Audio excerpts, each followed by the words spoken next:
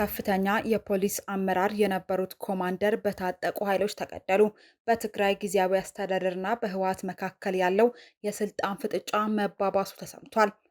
የሻዕቢያ አመራሮች ካይሮ ገቡ። ሱዳን በጦርነት ወቅት ውስጥ ሆና በየደቂቃው 3 ህጻናት ይወለዳሉ ተባለ። በሌላ በምንመለከተው ወሬ የኢራን አምባሳደር አሜሪካ የኢራን ወደቦቿን መዝጋቷ ከባድ የሉዓላዊነት ጥሰት ነው ሲሉ ተሰምተዋል። ተጨማሪ 3 መርከቦችም በሆርሙዝ ወሽመጥ ማለፋቸው ተሰምቷል። ፊሊፒንስ በነዳጅ እጥረት የተነሳ ተጨማሪ የሩሲያ ነዳጅ ዘይት ለመግዛት የአሜሪካንን ፈቃድ ጠየቀች።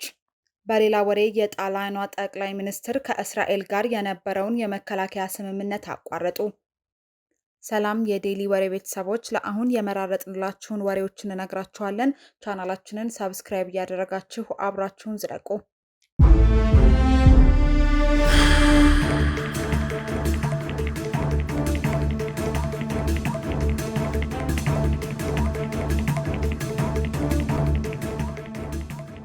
ከፍተኛ የፖሊስ አመራር የነበሩት ኮማንደር አልማዝ ዮሐንስ በታጠቁ ኃይሎች ተገደሉ። በከምባታ ዞን ፖሊስ መምሪያ ከፍተኛ አመራር የነበሩት ኮማንደር አልማዝ ዮሐንስ የትንሣኤ በዓል ከቤተሰቦቻቸው ጋር አሳልፈው ወደ ትምህርት ገበታቸው ሲመለሱ በታጠቁ ኃይሎች በተከፈተባቸው ጥቃት ሕይወታቸው ማለፉ ተሰምቷል። ኮማንደሯ በማዕከላዊ ኢትዮጵያ ክልል ፖሊስ ኮሚሽን በኩል ተመርጠው በሀገር መከላከያ ዩኒቨርሲቲ ዋር ኮሌጅ የስትራቴጂክ አመራር ስልጠና በመከታተል ላይ ነበሩ። ግድያው የተፈጸመው ሚያዝያ 5 ቀን 2018 ዓ.ም ከቀኑ 11 ሰዓት ከ35 ደቂቃ ላይ ኮማንደሯ ከቤተሰብ ጥየቃ ወደ አዲስ አበባ በመመለስ ላይ ሳሉ መሆኑን የዞኑ ፖሊስ መምሪያ ባወጣው የሀዘን መግለጫ አረጋግጧል። ኮማንደር አልማዝ የሁለት ሴትና የአንድ ወንድ ልጅ እናት ነበሩ። የከምባታ ዞን ፖሊስ መምሪያ በከፍተኛ አመራሯ ሞት የተሰማውን ጥልቅ ሀዘን ገልጾ ለቤተሰቦቻቸውና ለስራ ባልደረቦቻቸው መጽናናትን ተመኝቷል።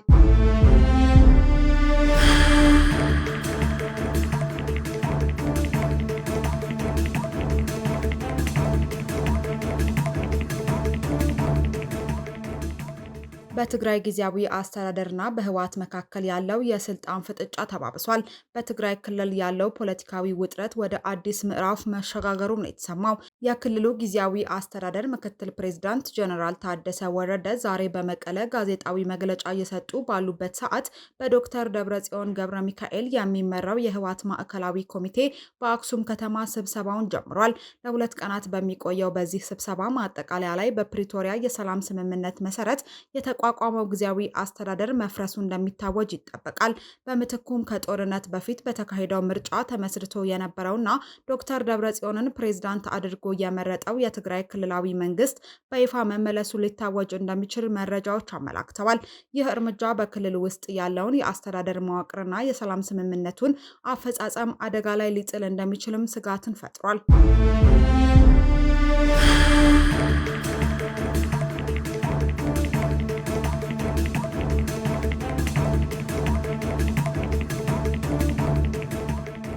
በሌላ ወሬ የሻዕቢያ አመራሮች ካይሮ ገቡ። ፕሬዝዳንት ኢሳያስ አፈወርቂ ከፍተኛ ባለስልጣኖቻቸውን ወደ ካይሮ ልከዋል። በዚህም ከግብጽ ሚኒስትሮች ጋር ተገናኝተው ተወያይተዋል ነው የተባለው። የህግ ደፍ የኢኮኖሚ ጉዳዮች ኃላፊ አቶ ሀጎስ ገብረ ህይወትና የንግድና ኢንዱስትሪ ሚኒስትር ናስረዲ ሳህልን ያካተተው የከፍተኛ ልዑካን ቡድን በካይሮ የ3 ቀን ጉብኝት እያደረገ ነው ተብሏል። ልዑካን ቡድኑ ከግብጽ ውጭ ጉዳይ ሚኒስትር ባድር አብዱላቲ እንዲሁም ከኢንቨስትመንትና የንግድ ሚኒስትሩ ዶክተር መሐመድ ፋሪድ ሳላህ ጋር በመገናኘት የሁለትዮሽ የኢኮኖሚ አጋርነትን በማሳደግ ላይ የተጠናከረ ውይይት እንደሚደረግም ታውቋል።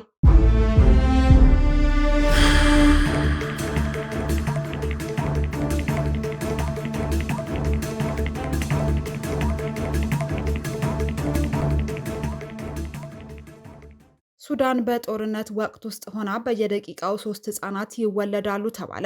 በሱዳን ጦርና በፈጣን ድጋፍ ሰጪ ኃይሎች RSF መካከል ያለው ግጭት ለህጻናት በፍጹም የማይገባ ሁኔታ ቢሆንም ቢያንስ 3 ህጻናት በየደቂቃው ልዩነት እየተወለዱ ይገኛሉ ነው የተባለው።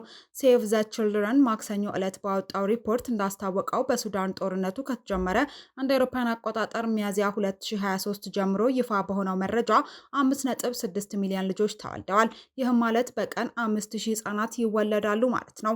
በሱዳን የህጻናት አድን ድርጅት የሀገር ውስጥ ዳይሬክተር መሐመድ አብዲላዲፍ እነዚህ ልጆች የተወለዱት በተጨናነቁ መጠለያዎች፣ በቂ መሳሪያ በሌለባቸው ወይም በተበላሹ የጤና ተቋማት ውስጥና ቤተሰቦቻቸው በጉዞ ላይ ያሉ ነው ብለዋል።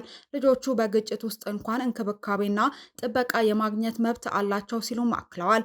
እንደ አውሮፓውያን አቆጣጠር ኤፕሪል 15 2023 የሱዳን ጦር አዛዥ አብደል ፋቲህ አልቡርሃንና የአርኤስኤፍ አዛዥ መሐመድ ሐምዳን ሄሜቲ ዳሎግ መካከል የተፈናቃዮችን ፉክክር ወደ ጦርነት በመላ ሀገሪቱ በፍጥነት ተስፋፍቷል። ከዚህም ጊዜ ጀምሮ ጦርነቱ በ10 ሺዎች የሚቆጠሩ ሰዎችን ገድሏል። ወደ 12 ሚሊዮን የሚጠጉ ሰዎች ሲፈናቀሉ በዓለም ላይ አስከፊውን ሰብአዊ ቀውስም አስከትሏል።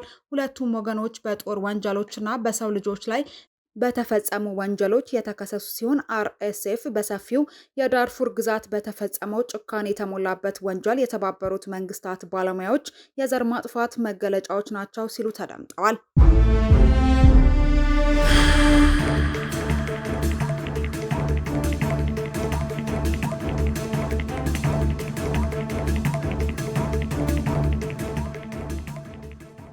ከወደ ውጪ በምናስደምጣችሁ ወሬ የኢራን አምባሳደር አሜሪካ የኢራን ወደቦችን መዝጋቷ ከባድ የሉዓላዊነት ጥሰት ነው አሉ። በመንግስታቱ ድርጅት የኢራን አምባሳደር አሜሪካ የኢራን ወደቦችን መዝጋቷን የቴህራን ሉዓላዊነት ላይ የተፈጸመ ከባድ ጥሰት ነው ሲሉ አውግዘዋል። አምባሳደር አሚር ሳይድ ለተመድ ዋና ጸሐፊ አንቶኒዮ ጉተሬዝ በጻፉት ደብዳቤ ህገወጥ የሆነ እግድ የዓለም አቀፍ የባህር ህግ መሰረታዊ መርሆች ላይ ከባድ ጥሰት የሚፈጸም ነው ብለዋል።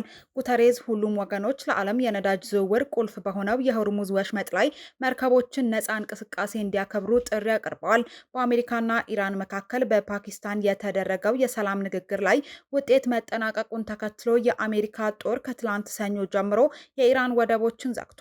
የአሜሪካ ማዕከላዊ እዝ እግዱ ያለ ልዩነት ወደ ኢራን ወደቦች ወይም የባህር ዳርቻ አካባቢዎች በሚገቡና በሚወጡ የሁሉም ሀገራት መርከቦች ላይ ተፈጻሚ እንደሚሆን አስታውቋል። ሆኖም ጦሩ በሆርሙዝ ወሽመጥ ከኢራን ወደቦች ውጪ የሚንቀሳቀሱ መርከቦችን እንደማይከላከል ገልጿል።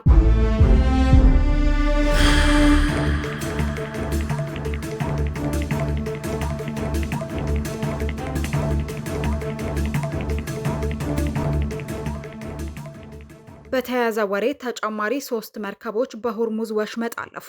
አሜሪካ በኢራን ወደቦች ላይ የምታደርገውን የባህር ላይ ጉዞ እገዳ በጀመረችበት በመጀመሪያው ቀን 3 ከኢራን ጋር ግንኙነት ያላቸው የነዳጅ ጫኝ መርከቦች ወይም ታንከሮች በሆርሙዝ ወሽመጥ በኩል ወደ ባህረ ሰላጤው መግባታቸውን የመርከብና ጉዞ መረጃዎች አመላክቷል። የመርከብ መከታተያ መረጃዎችን ዋቢ በማድረግ አልአረቢያ እንደዘገበው የአሜሪካ እግድ ተግባራዊ መሆን በጀመረበት በ24 ሰዓታት ውስጥ እነዚህ መርከቦች ወደ አካባቢው መግባታቸው በባህረ ሰላጤው ላይ ያለውን ውጥረት ሊያባብሰው እንደሚችል ተገምቷል። የሆርሙዝ ወሽመጥ ለዓለም የነዳጅ ንግድ ቁልፍ መተላለፊያ ሲሆን አሜሪካ በኢራን ላይ የጣለችውን ይህ እግድ በዓለም አቀፍ የነዳጅ ገበያና ቀጠናው ደህንነት ላይ ተጽዕኖ ይኖረዋል ተብሎ ይጠበቃል። የጣሊያኗ ጠቅላይ ሚኒስትር ከእስራኤል ጋር የነበረውን የመከላከያ ስምምነት አቋረጡ። የእስራኤል ጦር በሊባኖስ ላይ የሚፈጽመውን ጥቃት እንዲያቆም የቀረበለትን ጥሪ ውድቅ ማድረጉን ተከትሎ የጣሊያን መንግስት ከእስራኤል ጋር የነበረውን የመከላከያ ትብብር ስምምነት ማገዱን አስታውቋል። ጠቅላይ ሚኒስትር ጆርጂያ ሜሎኒ እንደገለጹት አሁን ባለው አስከፊ ሁኔታ ምክንያት በየጊዜው የሚደረሰው የሁለቱ አገራት የመከላከያ ስምምነት እንዲቋረጥ ተወስኗል። ይህ ውሳኔ ጣሊያን ከእስራኤል ጋር ያላትን ወታደራዊ ግንኙነት በይፋ እንደምትቀንስ የሚያሳይ ትልቅ እርምጃ ተደርጎም ተወስዷል።